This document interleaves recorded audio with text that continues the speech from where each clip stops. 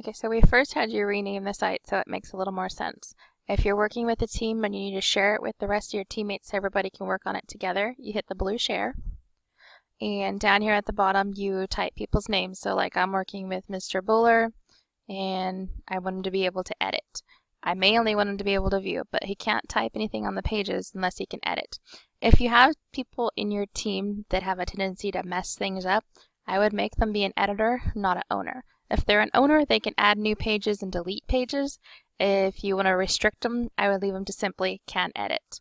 When you're done, hit the blue send button, and they'll have a copy of it.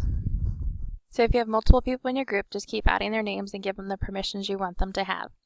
If you want to add your teacher, I'm going to highly recommend you ask them first. If they do not want you to share it with them, then you're going to need to change it up here at the top. If it says private, you need to change it so that anyone with a link or public on the web, depending on what your teacher tells you.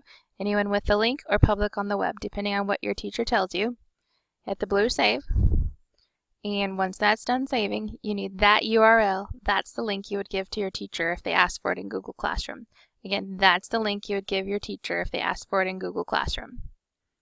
Again, if your teacher does want you to make them an editor or a viewer, you would add their names down here. But again, the reason I'm asking you to ask them first is you don't want your teachers to wind up with a list like this. This is a list of all of my sites. It gets really, really long and frustrating as a teacher. So again, make sure you ask them first if they want you to share it with them or just give them a link to it. Again, public on the web, and then you would copy and paste that URL.